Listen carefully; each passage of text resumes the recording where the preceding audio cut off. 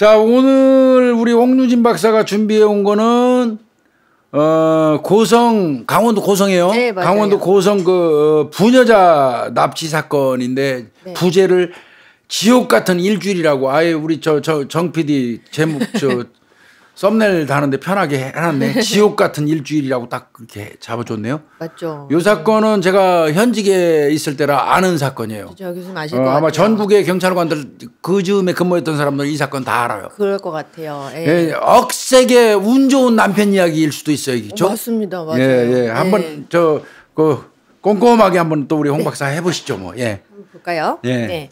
요거 2011년 예. 1월 22일이었어요. 예. 토요일 날. 토요일이었는데요. 예. 실종 신고가 한 통이 접수가 돼요. 예. 예. 누가 실종됐느냐? 45세 가정주부 A 씨. 여성분이. 네. 그럼 또 누가 신고했느냐? 남편인 57세 이제 B 씨. 네. 이제 12살 차이 나는 부부인데요. 자, 아내가 없어졌다고 남편이 이렇게 신고를 한 거예요. 네. 그러면 이제 뭐 왜 남편이 아내가 없어진 거 왜 이렇게 없어졌을까 이렇게 생각이 드는데 사실 이들 부부는 주말 부부였어요. 지금 우리 쉽게 얘기하면 각각 사는 집이 다르네. 예, 지역도 달랐어요. 왜냐하면 아내가 좀 몸이 약했대요. 아내분이. 그러니까 고성 부녀자 저 납치 사건이니까 아내는 고성에 있었겠네. 네, 맞아요. 그죠? 아내분은 이제 고성에서 지내고 계시고 남편은 그 서울에서 지내시는데 서울 중에서도 이제 청량리. 네, 그리고 회기동. 저 경희대에 있는데 그 인근이네 다. 예, 맞아요. 저 이제 저 맨날 다니던 동네인데요. 그 동네지. 네. 회기동 일대에서 그 사업을 운영하셨대요. 남편분이. 네, 그래서 일 때문에 서울에서 머물고 아내는 요양차 이제 그 고성 또 특히 이제 고성 중에서 고성군 간성읍. 아유, 최북단인데. 네, 거의 끝쪽 그 바닷가 쪽에 예. 거기서 펜션 겸 하시면서 요양도 하시고. 예, 이렇게 따로 지내셨대요. 그럼 주말 부부예요? 주말 부부예요. 그래서 남편분께서 금요일 저녁에 이제 아내가 있는 간성으로 찾아가시는 거예요. 이분도 힘든 일 하시네. 네, 왔다 갔다 하시는 거죠. 늘 그러셨대요. 금요일에 늘 이제 아내 만나러 고성으로 이제 가시고 이렇게 했는데 그러니까 요 날도 1월 22일에 이제 접수가 됐잖아요. 그렇죠, 신고가. 신고는. 그러니까 이날도 1월 21일 금요일 날. 네, 금요일이 이제 남편분이 고성으로 내려왔대요. 네. 근데 이제 출발할 때 보통 나 가 이렇게 전화하잖아요. 그렇지. 근데 그때부터 전화를 안 받더래요. 가면서도 계속 전화했겠네. 그러니까 이제 전화 안 받아도 일단은 그냥 이제 가면서 교수님 말씀처럼 가면서 계속 전화해도 계속 안 받고 집에 도착했는데도 아내가 없고 없어요? 네. 그래서 이제 혹시 그래도 어디 나갔을 수도 있잖아요. 그래서 이제 기다렸어요. 새벽이 12시 넘어까지. 근데도 안 온 거네. 예, 새벽 1시 정도가 되니까 아이고, 이거는 문제가 있다 이렇게 해가지고 22일 신고했네? 예, 새벽 1시에 이렇게 신고를 하게 되신 거예요. 늘 그렇듯이 보통 성인이 이렇게 그냥 집을 나가면 신고를 해도 이제 가출 단순 가출이죠 뭐. 예, 뭐 이제 이런 식으로 좀 처리가 되잖아요. 근데 이 건은 약간 이상하더래요, 뭐가. 그래서 여성분이 갑자기 사라졌다? 이거 이상해요. 그쵸. 남편이 오는 걸 뻔히 알고 있는데. 그죠. 이거는 수사해야죠. 예. 그래서 이제 수사에 착수가 됐어요. 그래서 형사님들 전원이 출동하셔가지고 일단 현장 조사부터 실시를 하셨대요. 고성경찰서가 했겠네? 예, 강력팀. 고성경찰서 강력팀에서 이제 그 아내분 집을 이제 좀 살펴봤더니 이 아내분은 요양차 지금 계시는 거잖아요. 그래서 흡연이랑은 전혀 거리가 없으신 분인데 집안 곳곳에서 담배를 피운 흔적들이 막 보이더래요. 오호. 사실 남편분이 담배를 태우시기는 했는데 그 남편이 지금 없잖아요. 일주일 만에 오시면 담배 피운 흔적이 없어야 되는데 막 집안 곳곳에 담배 흔적이 있고 그다음에 남편분께서 평소 사용하던 재떨이도 없어지고 예. 그리고 아내분이 항상 늘 착용하시던 반지가 있대요. 근데 그 반지가 소파 위에 덜렁 그냥 놓여져 있어요. 뭐지? 그리고 이 아내분이 평소에 굉장히 깔끔하신 성격이시래요. 그래가지고 물건 집 정리 같은 거를 깨끗하게 해놓으시는데 그 상위에 식탁 상위에 그 장을 봐오신 것 같아요. 남편이 오니까 장 봤겠지? 네, 장 봐온 물건이 그냥 막 널브러져 있어요. 와, 이거 뭐 문제 생겼다 이거. 네, 이제 평소에 원래 이제 그 남편분께서 주말 되면 오시니까 당연히 장 봐오겠죠. 네, 아내분께서 그 전에 장을 항상 봐놓으신대요. 맛있는 음식 해드리려고. 근데 그게 그냥 막 그 재료들이 널브러져 있어요. 네. 그리고 진짜 제일 이상했던 점은 뭐냐면 예. 그 남편분이 계속 전화를 거셨잖아요. 예. 근데 한 통도 안 받았잖아요. 전화는 안 받았잖아요. 예. 직접 통화는 안 했죠. 근데 문자가 한 통이 떨렁 와요. 뭐라고 왔어요? 병원에서 손에 힘이 없어서 휴대폰을 떨어뜨렸어요. 휴대폰 AS 센터에다가 막힐 때니까 집에 오면 먼저 들어가서 쉬고 계세요. 이렇게 문자가 왔대요. 그 문자가 왔으니까 남편분이 또 전화했을 거 아니겠어요? 이상하다. 근데 그건 결국 안 받고 끝끝내 안 받고. 이거 좀 이상하죠. 그래서 이 남편분께서 좀 사업을 하시는 분이다 보니까 촉이 뭔가 촉이 있으셨나 봐요. 그래서 이제 혹시나 하고 그 ARS로 예전에는 ARS로 이제 그 입출금 다 할 수 있죠. 예, 확인할 수 있었잖아요. 저희 어머니도 자주 쓰셨는데 지금도 해요. 예, 그렇게 한번 통장을 조회를 해보셨대요. 예. 그랬더니 1월 19일부터 예, 1월 지금 21일 밤에 이제 오셨는데 1월 19일부터 돈이 의미 뭐 이렇게 사용처가 모르는 남편분이 보통 아실 거 아니겠어요. 그렇죠. 그 돈이 막 계속 출금이 된 사실이 있었대요. 몇 차례. 예. 이것도 이상하죠. 예.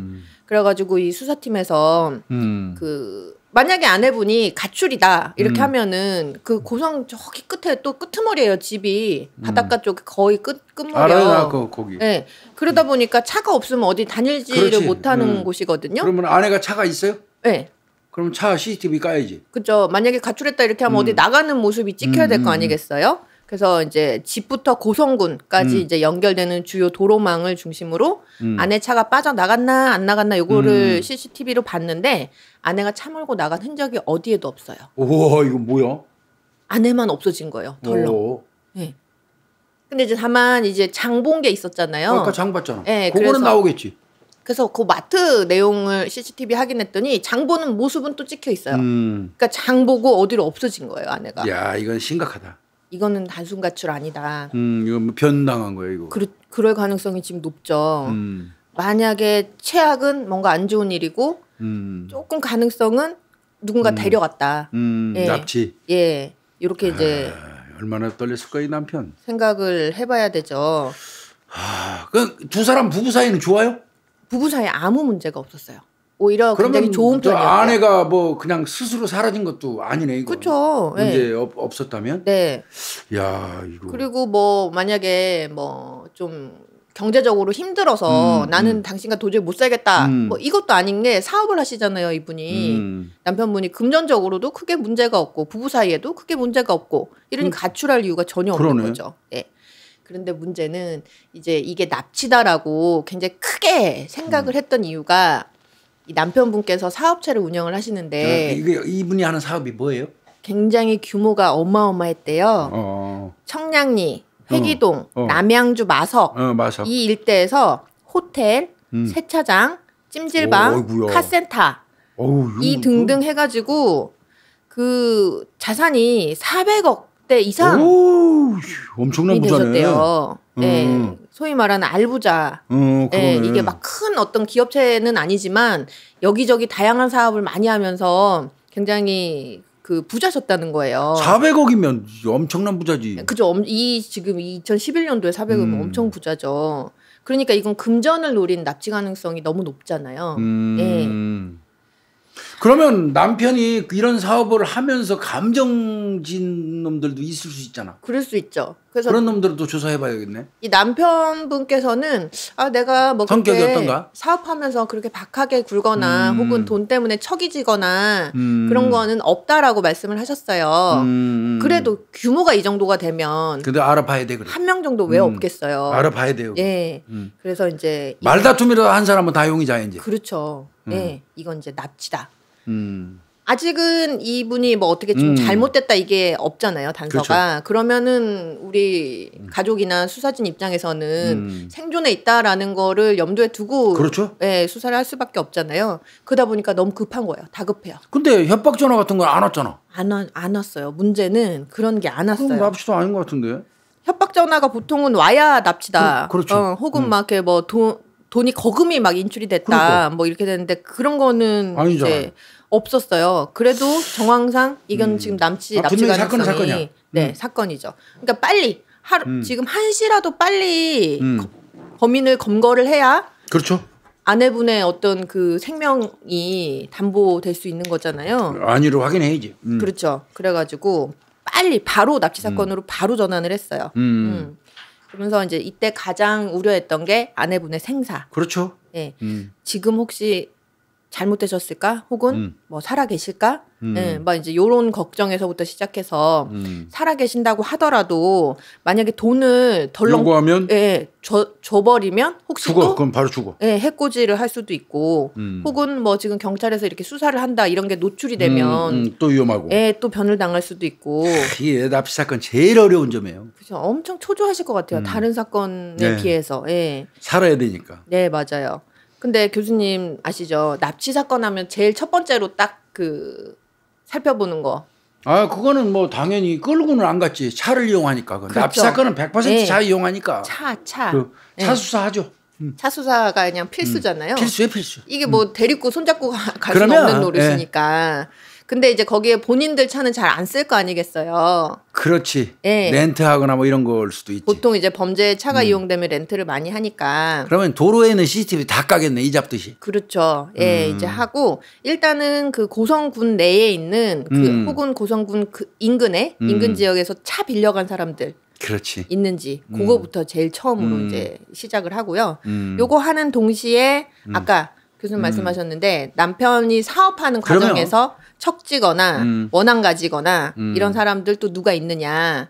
이제 남편분이 처음에는 전혀 그런 거 없어요라고 이렇게 말씀하시다가 나중에는 문 씨라는 사람이 있는데 문 씨? 내가 이 사람이랑 돈 문제로 좀 한번 다퉜던 적이 있다. 뭐 이렇게 또 말씀을 하세요. 형사가 생각해보라 그러니까 짜가지고 생각난 걸 거야 아마. 예, 한 명. 그렇게 이제 이야기를 해주셔서 또 한편으로는 이제 그쪽 또 한문에 수사를 또 하시고 또 한편으로는 이제 그 고성군을 딱 중점으로 해서 서울로 이어지는 경로. 그렇죠. 예. 그리고 아까 왜 교수님 ARS로 확인하셨잖아요. 남편분께서. 인출됐다며 돈이 인출됐잖아요. 그럼 어디서 인출됐냐고요. 그 부근에 또 CCTV 다 까면 되지. 예. 그 인출된 지점이 제천이랑 강릉 하조대 그 인근이네, 쪽이었어요. 예. 그래서 그럼 어찌됐든 간에 아내분의 뭐 카드만 갔든 어찌됐든 간에 지금 거기로 간 거 아니에요. 그렇죠. 예. 그래서 그 일대 CCTV 까고 다 이제 막 이렇게 이제 동시다발적으로 이렇게 막 수사에 들어갔어요. 그래고 일단 먼저 차량 요 과정을 거쳐서 차량 한 대를 용인선상에다가 올려요. 예. 그 지금 뭐 그 고성을 중심으로 서울로 막 빠져나가는 경로 뭐 이제 요런 경로에 차가 한 대가 자꾸만 얼쩡얼쩡 거리는 차 한 대가 있는 거예요. 그러니까 각 장소마다 공통적으로 그 차가 발견되는 거죠. 예. 인출 지점 그 근처. 예. 빠져나가는 그쪽에도 그 차. 예. 그 차가 공교롭게 똑같은 차. 아내 동선하고 연결되는 곳에 항상 나타난다는 예. 거죠. 그럼 용의 차량이에요. 깔짝깔짝 그죠. 예. 예. 그게 이제 은색 승용 차량? 은색 승용차였어요. 남바 나오면 간단하지 이제. 근데 남바가 안 나왔어요. 아이고야. 이게 이제 밤에 이 차가 다닐 때가 밤이었고 화질이 조금 낮아서 은색이고 승용차는 맞는데 차종이 정확하게 뭔지 차 번호 이런 건 당연히 확인이 안 되고요. 차종부터 빨리 파악해. 그럼 일단 차종 파악을 해야 되잖아요. 그래가지고 이제 차 전문가들 누구냐면 그 공업사 카센터 사장님, 네, 카센터 하시는 사장님들한테 이 차가 무슨 차로 보입니까? 차종이 이거를 이제 막 묻고 다녔대요.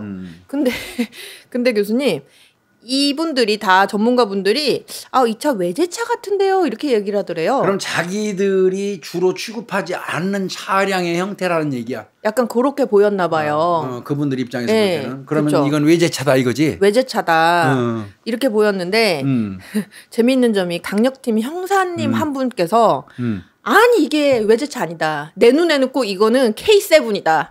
그 근처 근래에 나왔던 차야 K7이. 네, 그렇죠. 네. 그래서 K7이다. 이거 외제차 아니다. 그러니까 이제 다른 팀 분들께서 무슨 소리냐. 다 카센터 하시는 분이 이거 외제차 같다는데, 그러니까 내 말 한 번만 믿어봐라. 이거 K7이다. 이렇게 강력하게 주장하셨대요. 관심이 많았구나 K7에. 그러셨나 봐요. 그 형사님께서. 그 카센터 사장님들은 그 지역에 K7이 그 근래에 나와서 별로 없으니까 술이 들어온 게 별로 없어서 잘 못 알아본 거예요. 그래서 그냥 외제차라고 하셨나 봐요. 네. 근데 형사는 아마 K7 차량에 관심이 많았나 봐요. 네. 그래서 이거 이제 나중에 형사님들이 우리나라가 이제 차를 엄청 잘 만들긴 잘 만드는가 보다 이렇게 말씀하시기도 하셨어요. 근데 실제로 그게 정말로 K7이었어요. 네. 그리고 그 고성 군내에 있는 한 렌터카 업체에서 은색 K7 차량이 렌트된 사실도 확인이 돼요. 이야, 이거 이제 거의 수사 다 돼가네. 이거는 이제 딱 맞잖아요. 이거 차량이 딱 특정이 됐잖아요. 그러면 남바까지 다 나오는 거지. 네네. 그래서 이제 요맘때 동선 파악만 하면 되잖아. 그죠. 근데 교수님 아마 이 시스템 아실 거예요. 이건 뭐라고 읽어야 될까요? 그저 VICIOS, VICIOS. 그냥 우리는 그냥 비키오스 뭐 이렇게 불렀는데. 예. 요 시스템이 이용을 해갖고 이제 경로를 추적하기 시작해요. 근데 요 시스템이 뭐냐면 통합관제 시스템이야. 통합관제 시스템이에요. 지금은 수배자 같은 거 그냥 바로 관할소에다 알려주거든 이거. 맞죠. 예. 지금은 잘 되어 있는데 이게 이제 차량 번호 판독용 CCTV 통합 관제 시스템의 맞아요. 예, 줄임말인데요. 이게 원래 기존의 CCTV는 서 단위로 그냥 경찰서 단위로 설치가 되어 있어서 그 담당 경찰서에서 한정된 운영을 할 수밖에 없는 구조였거든요. 그러다 보니까 만약에 지역에서 지역으로 옮긴다든지 이런 약간 강력 범죄가 발생을 하면 차량 번호 확인하려고 그러면 그 지역의 경찰서로 이 경찰서로 또 가야 돼. 그 경찰서 가서 또 안 되면 또 저쪽 경찰서로 가야 되고. 네. 그러니까 얼마나 힘들어. 그렇죠. 그래서 통합을 해버린 거예요. 이게. 경찰청에서. 그게 이제 통합이 딱 된 게 이게 딱 언제 됐냐면 요때 강원경찰청에서 이 시스템을 2010년 하반기에 전국 최초로 구축을 딱 해놓은 거예요. 딱 강원도잖아요. 2010년도 하반기예요. 이거 2011년도 사건이니까 마침 딱 잘 된 거죠. 그래갖고 말씀하신 것처럼 이 시스템 이용하면은 만약에 그 CCTV 번호 판독용 CCTV를 이렇게 지나가면은 자동으로 판독을 해가지고 바로 해줘요.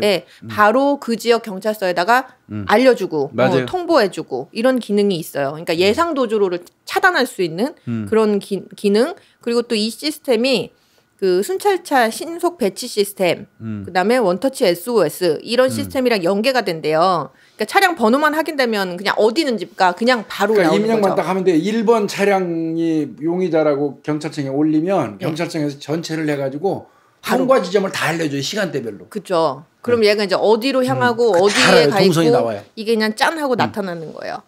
그래서 요 시스템을 확인을 해가지고 이용해가지고 확인을 해봤더니 이 K7 차량이 제천, 강릉 요런 데로 출금한 데 그쪽이잖아. 맞아요. 거기에서도 다 발견이 되는 거죠.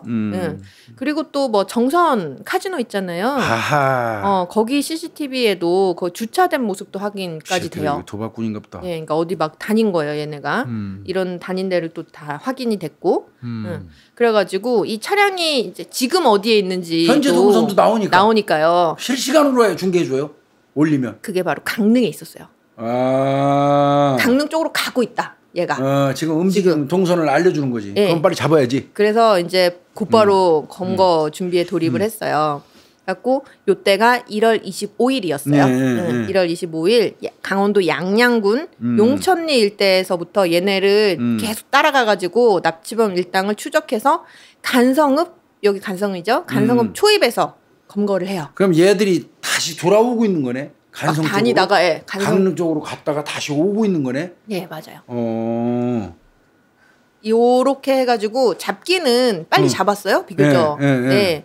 파악도 빨리 됐고. 그 아내 찾았어요? 아내를 찾아야 되는데 문제는 아내를 딱 잡았는데 그 차량을 추적해서 차량 안에 아내가 없어요. 아내가 없어요. 이게 이제 문제죠.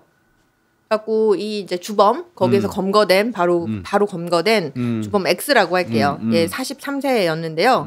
물어봤죠, 당연히. 어딨냐 아내분 이랬더니 저는 몰라요. 저는 모르겠어요. 나도 어디다가 숨겨놓은지 몰라요. 계속 이 말만 되풀이를 하더래요. 소재를 끝끝내 말을 안 하더래요. 갖고 말을 안 하면 어떡해요. 그래도 이제 알아야지 구출을 하죠. 그래갖고 형사님들이 이때 화가 엄청 많이 나셨대요. 막 속이 답답하고 막 초조하고. 네. 갖고 이제 그래도 그런 내색 안 하고 끈질기게 계속 물은 끝에 아까 정선에 한번 갔다 그랬잖아요. 저 게임장 있는데. 네. 정선에 한 원룸을 얻어가지고 거기다 숨겨놨다 이렇게 결국은 실토를 해요. 거기다 여성분을 묶어서 숨겨놨다? 거기에 이제 다른 공범도 있는 거네. 네, 일당이 지키고 있다. 지키고 있다. 네. 이렇게 이제 실토를 해요. 야, 이거 진짜 골 때린다 이거. 그럼 이제 불안불안하다 이거. 거기로 찾아가야 되잖아요. 빨리 가야 되잖아. 네. 근데 만약에 그 지키고 있는 그 납치범이 뭐 이상한 낌새를 느끼면 그렇지. 또 아내분한테 해코지를 할 수가 그렇죠. 있잖아요. 이거 진짜 신경 쓰여 이거. 그 피가 말랐다고 하시더라고요 이때. 그래가지고 안 되겠다 해가지고 작전을 하나를 짜요. 이 X 잡힌 애 있잖아요. 얘 협조를 하게 만들었구나. 네. 여기에 이제 계속 설득을 해가지고 협조해라. 이런 식으로 해서 어떻게 협조하라고 얘기를 했냐면 거기 지키고 있는 애 걔한테 치킨 한 마리 내가 시켜놨으니까 너 먹으라고. 오면은 받아라. 똑똑 2번 하면은 그게 치킨이야. 그러니까 의심하지 말고 너 열고 먹어. 라고 X 시켰어? 보고 얘기를 해라고 시킨 거예요. 그래 했어 그렇게. 그렇게 했어요. 그러니까 어차피 X는 지금 검거가 됐잖아요. 그렇지. 그러니까 이제 뭐 순순히 협조할 수밖에 없었죠. 수사팀 바로 정선으로 똑똑했어? 네, 출발하고 심지어 치킨도 사들고 가셨어요. 들고 가야지. 치킨 사들고 가서 똑똑했구나. 가가지고 똑똑해가지고 검거를 바로 했어요. 안 죽었어요? 안 죽으셨어요. 천만 다행히 너무 다행히도 무사히 구출이 되셨어요. 근데 이제 구출될 때 아내분 상태가 굉장히 초췌한 상태셨대요. 당연하겠지 뭐. 거의 지금 일주일 동안 지금 이렇게 막 끌려다니신 거잖아요. 갖고 이 아내분이 말씀하시기를 다닐 때마다 지금 여기 얘네가 막 여러 군데 다녔거든요. 막 돌아다녔잖아. 네, 다닐 때마다 수면제를 먹였대요. 강제로. 잘 알거구나. 네. 그러니까 살아있는 사람 관리하는 게 힘들어요. 그렇죠. 걔들 입장에서 네. 불안하고 그러니까 계속 재워버렸구나. 네, 그래서 수면제를 강제로 먹여갖고 재우고. 빵제비들 수법인데 이거. 거기에다가 또 이제 이분이 뭔가 섭취를 하시면 화장실을 가야 되잖아요. 그래도 화장실 데리고 다니는 것도 지들한테는 엄청난 부담이죠. 그것도 여자분인데 그러니까. 어떻게 할 수가 없잖아요. 엄청 부담이죠. 그래서 화장실 가는 걸 최소화시키려고 음식을 거의 안 주고 초콜릿, 사탕. 이 새끼들 진짜. 이런 걸로만. 그러니까 조치할 수밖에 없지 못 먹어서. 거의 물도 잘 안 줬을 거 아니겠어요. 화장실 자주 간다고. 이러니까 굉장히 초췌하셨대요. 아이고야. 근데 또 이 아내분께서는 자기가 이렇게 막 초췌하고 너무 힘든 와중에 딱 구출되자마자 바로 첫 번째 말씀하신 게 우리 남편 괜찮아요? 남편이 타겟인 걸 알았구나. 그러니까 생각을 해보면 나만 이렇게 납치할 이유는 없을 것 같은 거예요. 물어봤겠지. 당신 남편 언제 오냐 뭐 이런 거 뭐 물어봤겠지. 그런 거 그랬겠죠. 예. 그러니까 아내 입장에서는 남편이 타겟팅 됐다는 거 알았겠지. 그래서 우리 남편 괜찮아요. 다짜고짜 물어봤대요. 그러겠지. 그래가지고 남편분은 무사하십니다. 이렇게 얘기를 듣자마자 그제서 눈물을 흘리셨대요. 그렇구나. 그제서. 아유, 참. 왜 이게 얼마나 공포스러우셨겠어요. 그러네요. 예, 이렇게 했는데 그럼 이제 사건의 전말을 좀 살펴보도록 하자고요.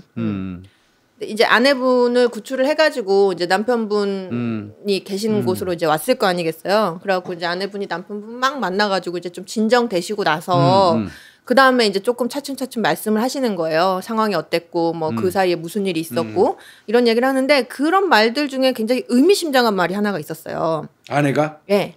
아무래도 지금 나를 납치한 사람들이 두 명이잖아. XY. 전부가 아닌 거 한 명 더 있었어요. 그래서 이제 3명 있었는데 이게 전부가 아닌 것 같다. 이 사람들 뒤에 누가 또 있는 것 같다. 배우가. 네. 그래서 왜 그런 생각을 하셨어요? 이렇게 하니까 아니 우리 집이랑 남편이 하는 남편 사업장이랑 심지어는 이 남편분께서 과거에 비밀번호를 뭐 8땡 이렇게 쓰셨대요.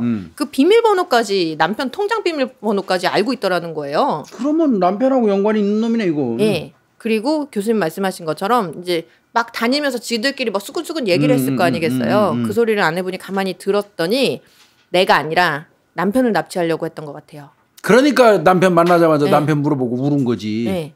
그리고 걔네가 하는 얘기 중에 이런 얘기가 있더라고요. 라고 하면서 하시는 말씀 중에 하나가 이 부부께서 가지고 있던 그 부동산을 하나를 최근에 이제 파셨대요. 30억에. 하하. 그 사실까지도 알고 있더라는 거예요. 그거 알고 있으면 진짜 주변에 있는 놈이고 그 30억을 노린 거구만. 네, 그것 때문에 이제 이런 일을 벌였다라고 자기네들끼리 수군거리는 거를 이제 들으셨다는 거예요. 그러니까 남편이 걱정되지. 그렇죠. 그러니까 구출되자마자 우리 남편은요 이렇게 부르셨다잖아요. 그 일단은 이 이제 두 명이 있었고 한 명이 이제 X, X 외에 두 명이 이제 더 있었는데 X가 제일 나이가 많고 이제 좀 주범이었어요. 갖고 주범 X를 대상으로 굉장히 집중 추궁을 해요. 그러면 어차피 저 있는 장수도 불고 처음부터 불었던 다 불었으니까요. 예, 갖고 불어라 이렇게 너 누구 뒤에 더 있지 이렇게 했더니 공모자 이름은 끝끝내 안 밝혀요. 그러다가 뭐 어떻게 안 밝혀요. 그래갖고 나온 얘기가 이틀 지나가지고 Q라고 할게요. Q라는 이제 자기랑 3살 형이래요. 자기보다 46살짜리 Q라는 사람의 인적사항과 전화번호를 실토를 해요. 빨리 잡아야 돼. 네. 그래갖고 이제 부부한테 먼저 물어봤죠. 이 부부한테. 이놈 아냐고? Q라고 아세요? 그랬더니 이 부부가 깜짝 놀라갖고 뒤로 넘어가더래요. 기절초풍. 그건 물어볼 수밖에 없어 부부한테. 왜 그러냐면 30억의 근래 건물 파름까지 아는 놈들이면 아니까.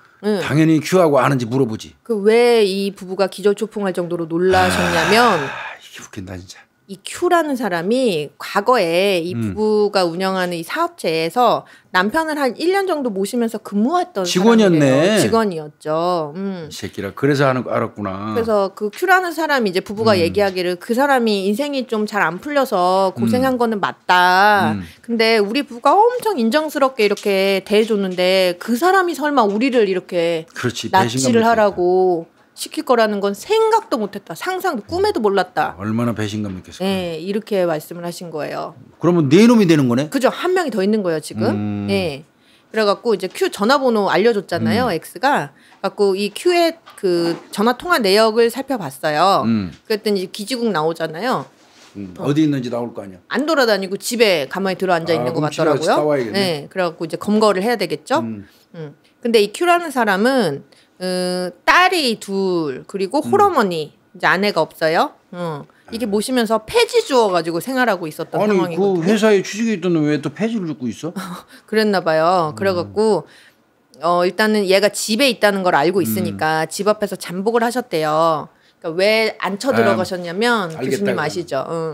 그거는 두 딸이 있다며요. 애들이 어리면 애들 앞에서 아버지 수갑 채우는 거 가능하면 안 하는 게 좋아요. 그렇죠. 예, 여기 이 고성팀도 그 46세니까 아이들 나이가 어릴 거 아니겠어요. 그렇게 하면 안 되는 거. 그리고 또 홀어머니도 계시고 좀 고생스러워도 기다렸다 따는 게 나아요. 네, 그래서 그냥 이제 팍 차고 안 들어가고 기다렸다가 무슨 말인지 알아요. 예.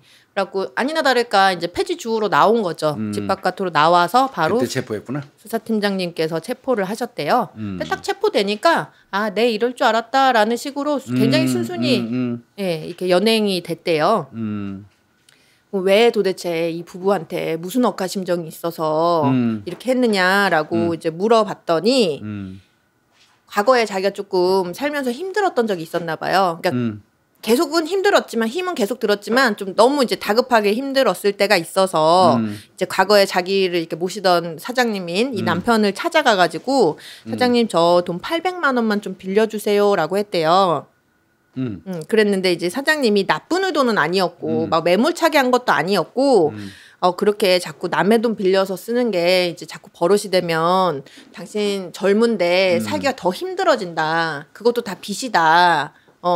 이제 그런 식으로 하지 말고 뭔가 이제 빚 안 지는 식으로 살아야 되지 않겠냐. 뭐 이런 얘기를 막 했는데 정작 중요한 건 돈을 안 빌려준 거예요. 굉장히 서운한 감정을 좀 자기가 품게 됐다는 거예요. 그러겠네. 예. 근데도 불구하고 그래도 범행하면 안 되지. 근데도 불구하고 이제 그 Q가 이렇게 얘기를 해요. 근데 저는요, 형사님, 제가 뭐 한 게 하나도 없다. 그냥 그 X한테 그냥 내 주변에 아는 사람 중에 돈 많은 이런 분이 있다.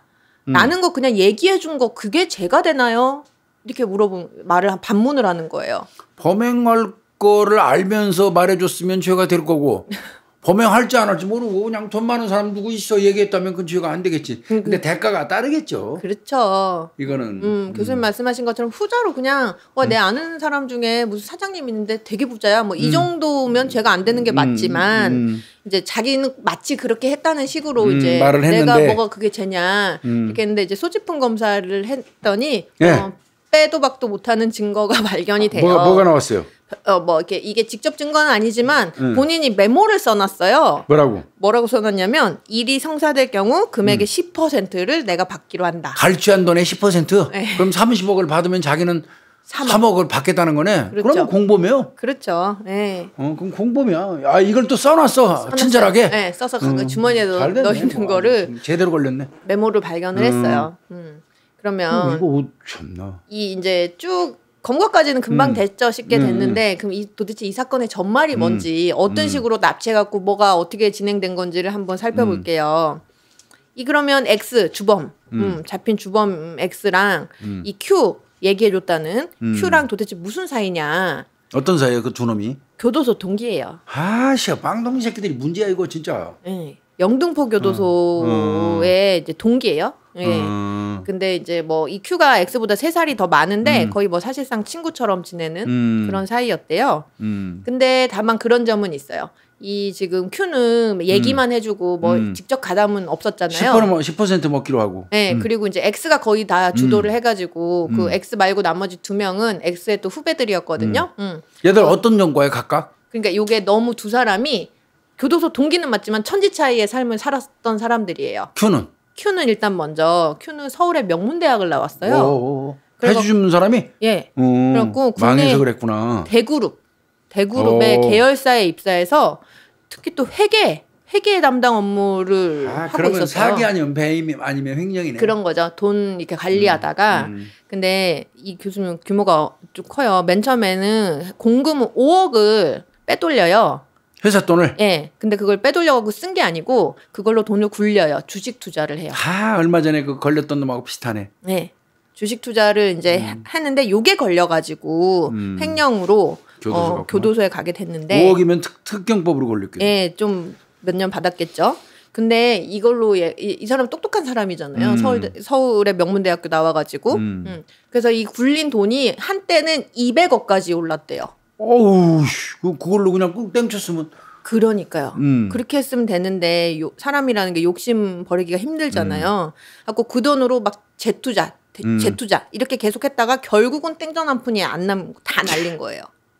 욕심이 금물이다. 그리고 이제 감옥에 가게 되는 그런 신세. 그러니까 돈 수중에 돈도 안 남고 감옥은 가야 되고 이런 상태가 된 거죠. 근데 남의 돈, 회사 돈을 가지고 5억을 가지고 200억 굴려도 지가 못 취해요. 그러니까요. 아무튼 이렇게 돼서 이제 그 영등포 교도소에 오게 된 거고 그 X라는 놈은 딱 봐도 그 새끼는 납치범인데 벌써 강력범인데. 그렇죠. 말씀하신 것처럼 특수 강도. 그렇지. 강도 강간. 아이고 네. 야야야야야. 범죄꾼이에요 이 사람은. 그러니까 조금 근데 다르죠. 어떻게 가까워졌지 것들이? 근데 이제 교도소에서 만나가고 좀 친하게 지냈나 봐요. 그러면서 Q가 이제 그 X한테 그 남편 자기가 모시던 이 남편의 이야기를 X한테 해준 거예요. 걔를 상대로 하라고?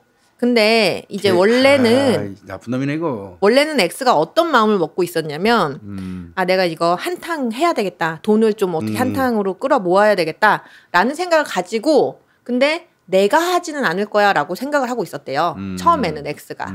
그래가지고 마땅한 사람을 내가 연결해주면 다른 범죄자 출신 사람들한테 연결해주고 소개해줘가지고 나 소개비 정도 찾아야지라고 하면서 이제 주변에 묻고 다녔겠죠. 너 뭐 돈 많은 사람 알아? 뭐 이렇게 하면서 그러니까 이 새끼들 진짜 범죄자들은 웃긴다. 이게 마치 부동산 소개해서 우리 부동산으로 왔는데 물건이 없으니까 저쪽 부동산 물건을 땡겨가지고 해서 저 복비 받아갖고 나누잖아. 맞아요. 그것처럼 이것도 범죄자들이 내가 알고 있는 돈 많은 사람 누구 있는데 하고 이쪽 범죄자한테 얘기하면 이쪽 범죄자가 알았어 내가 그거 하고 나면 내가 몇 % 줄게. 이런 식이구만. 그게 맞아요. 이 학교 교도소가 학교가 돼가지고 말이야. 그러니까요. 이게 불법 비즈니스까지 하고. 그래서 맨 처음에는 X가 자기가 직접 할 생각은 아니었고 그렇게 소개비를 받으려고 소개비 먹으려고 그랬구만 이 새끼는. 했던 생각이었는데 이제 요맘때쯤 자기가 이제 뭐 이제 출소도 막 잘 하고 있고 이렇게 하니까 Q가 얘기해준 이 남편분이 문득 떠오르더래요. 그래가지고 또 이제 그 시기쯤에 청량리 인근의 건물 30억에 팔았다는 거. 그것도 현찰 있다는 거지 결론은. 그것도 이제 딱 그 아예 딱 그 소리에 내가 해야 되겠다. 라고 X가 딱 그 마음을 먹게 된 거예요. 그래서 타겟으로 잡았다. 예, 그래갖고 자기가 이제 평소 알고 지내던 후배 2명을 끌어들여서 맨 처음에는 남편을 납치를 하려고 시도를 했다가 실패하고 결국 아내를 납치하게 된 거예요.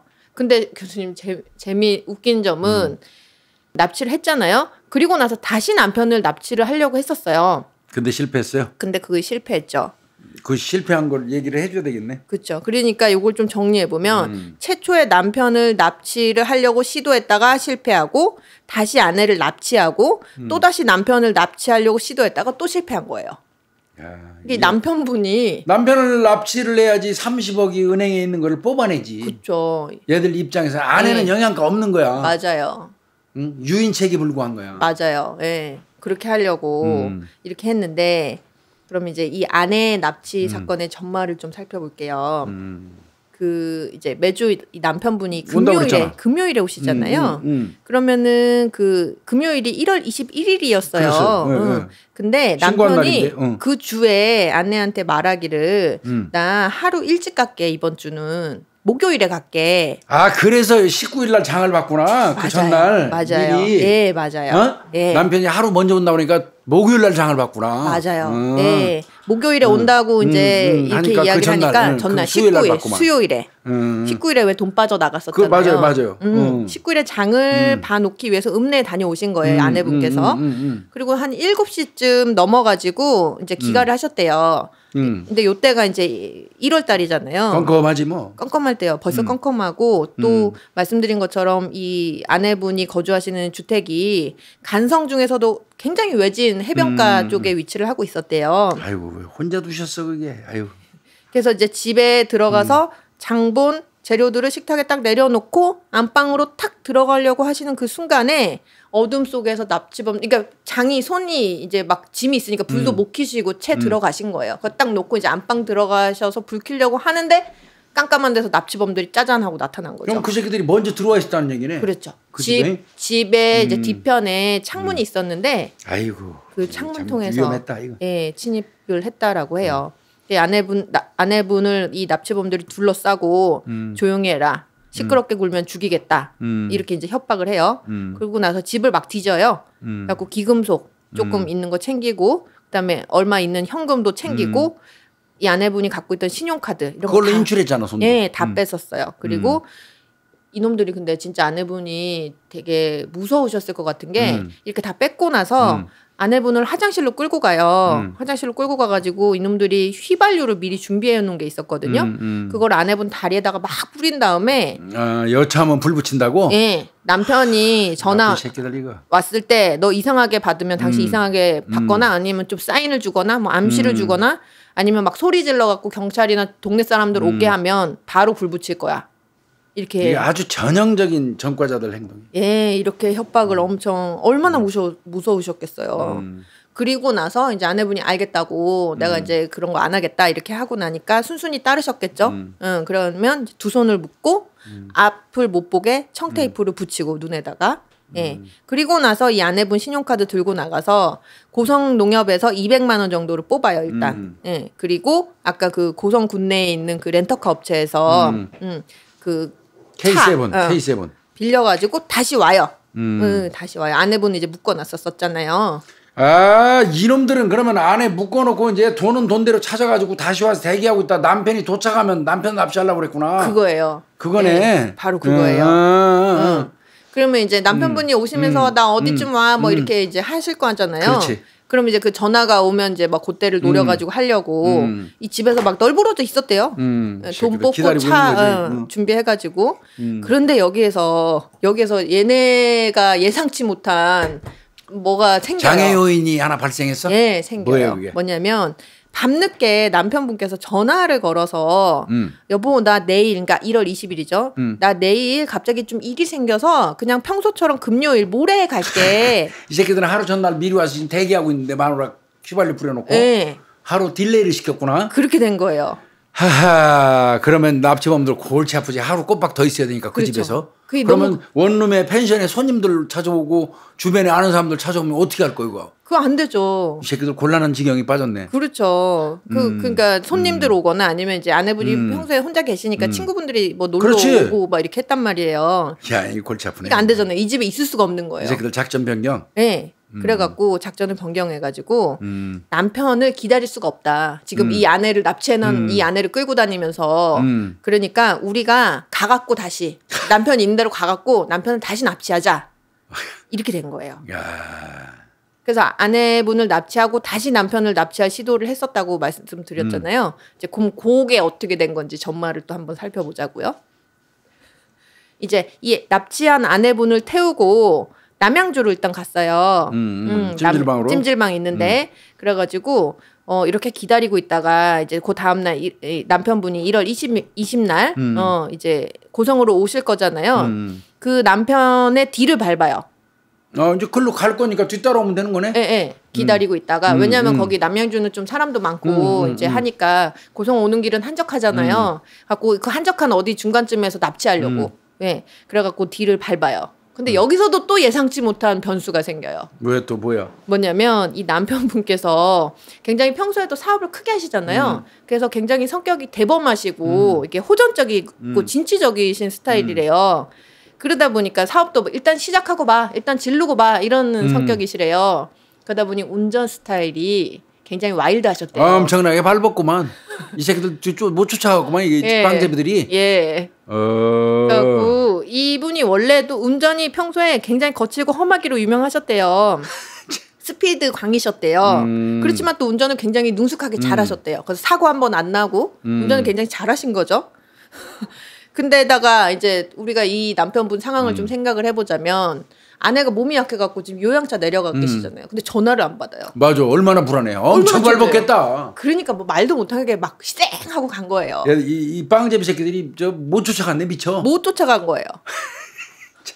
그래갖고 너무 빨리 가니까 중간에서 납치를 해야 되는데 못했구나. 뭐 그럴 새가 없었던 거예요. 그래갖고 남편 화장실도 중간에 안 갔나 보다. 안 가고 그냥 막 달리신 거예요. 그래갖고 이미 정신을 좀 차려보니까 이 남편분이 남양주 출발해갖고 남춘천 지나가지고 인제도 지나가지고 진부령까지 넘어서 원통까지 뭐 그냥 가신 거예요. 그냥 쏘는구나.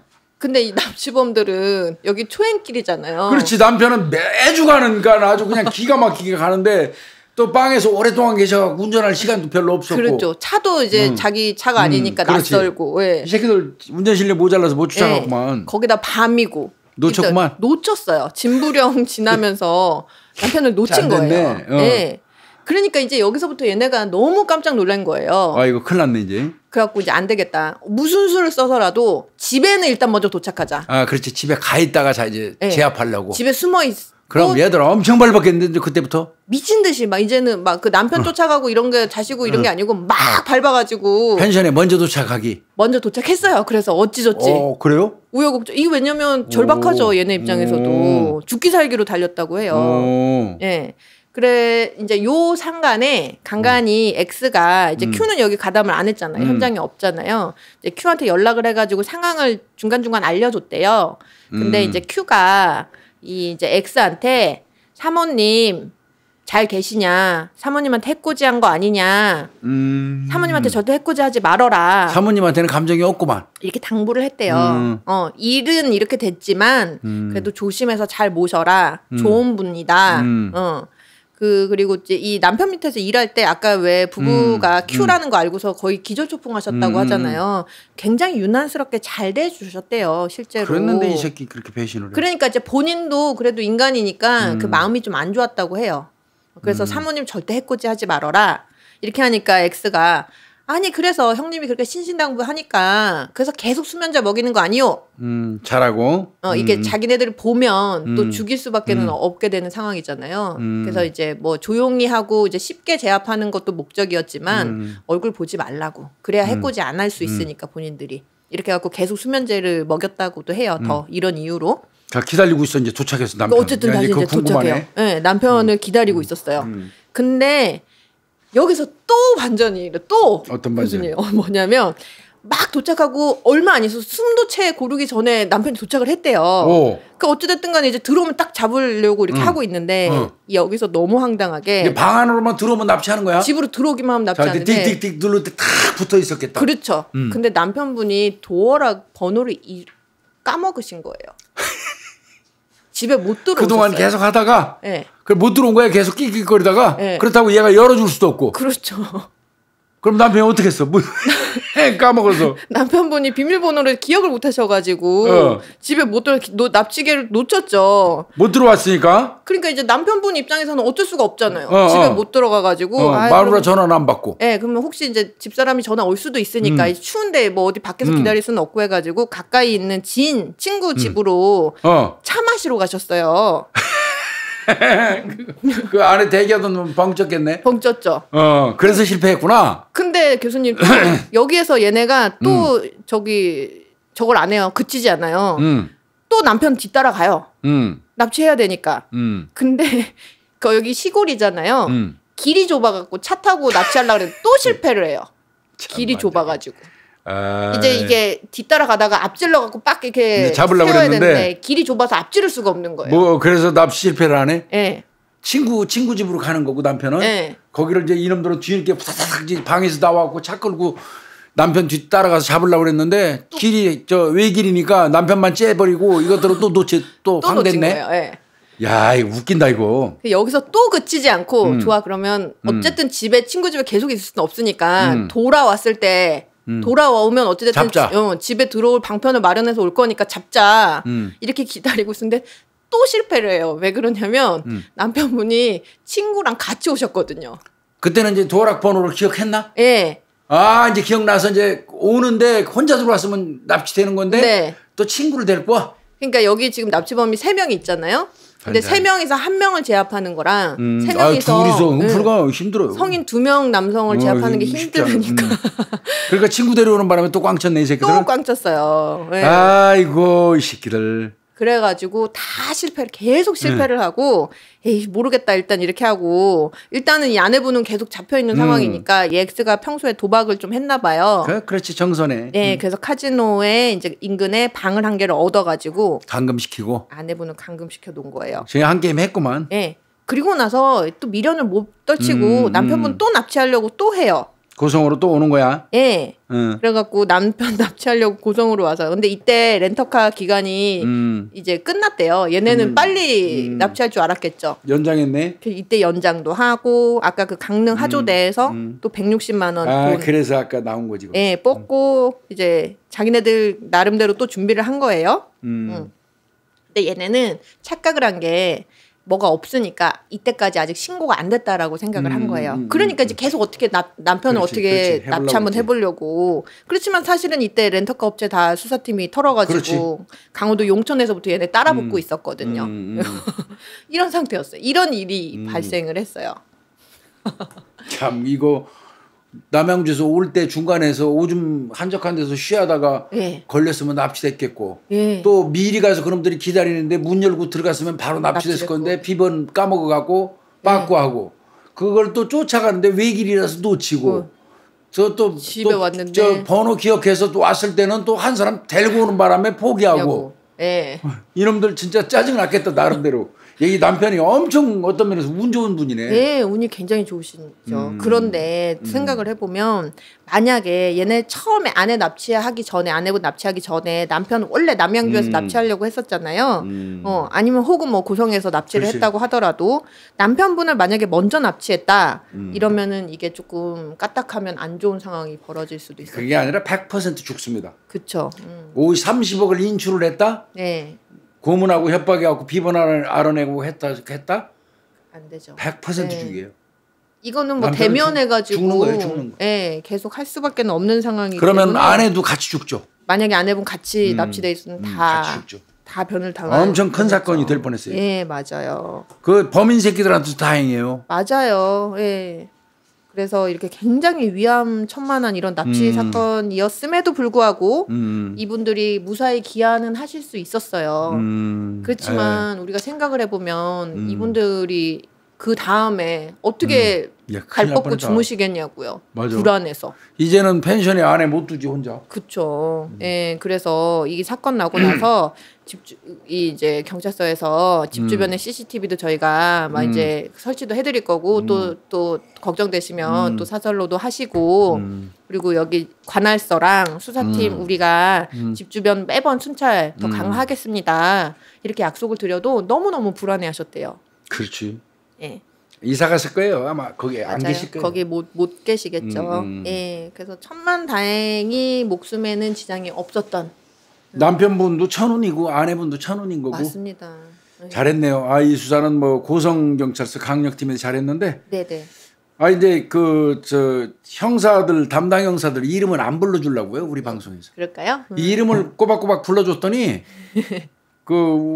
우리 방송 슬쩍슬쩍 컨닝하시는 분들이 너무 쉽게 담당 형사들을 찾으셔. 그렇네요. 그래서 안 할 거예요. 맞네요. 안 알려줄 거예요. 네, 그거라도 좀 찾는데 한 4, 5일 노력 좀 하라고 이제 이름 안 불러주려고. 그러게요. 예. 근데 요건 뭐 살인사건 아니니까 불러드릴까? 그럴까요? 고성경찰서 강력팀 김주영 팀장, 네. 허승환, 강승환, 김준택, 그다음에 과학수사팀에는 이동호, 그다음에 수사지원팀에 이창표, 수사지원팀에 이두만. 내가 볼 때는 고성경찰서가 상급서인데 네. 형사계 전체가 다 붙은 거예요, 이게. 지원팀 2명, 과수팀 1명, 그다음에 이제 팀장 비롯해서 3명, 4명 요거 딱 내가 보니까 전체가 다 붙은 거예요. 형사팀이. 아유, 고생 많이 했습니다. 수사 잘했네요. 네, 잘하신 것 같아요. 시골 지역임에도 불구하고 우리 저 형사들 수사 잘했네요. 그래서 이 사건은 천만다행히 다치지 않으시고 그래요, 귀환하셔갖고 다행이었던 사건이었어요. 아이고, 찾느라고 고생했네요. 재밌다고 그러면 좀 그렇고, 그나마 이게 결말이 그렇게 나쁘지 않아서. 맞아요. 재밌다고 해도 크게 문제될 것 같지는 않은데, 하여튼 그래도 본인들은 노심초사 거의 생사가 왔다 갔다 했으니까 재밌다는 표현은 좀 그렇고요. 정말 다행스럽다. 맞습니다. 이런 표현 얘기하는 게 하는 게 낫겠고, 범인들 지들 입장에서도요. 이게 공교롭지만 계속 실패한 게 지들한테도 득된 거예요. 맞아요. 사람 살해하거나 그랬으면 인생 쫑났어요, 이놈들. 맞습니다. 예. 아, 오늘 저 사건 찾아오시느라고 고생했어요. 잘 들었어요. 감사합니다. 네.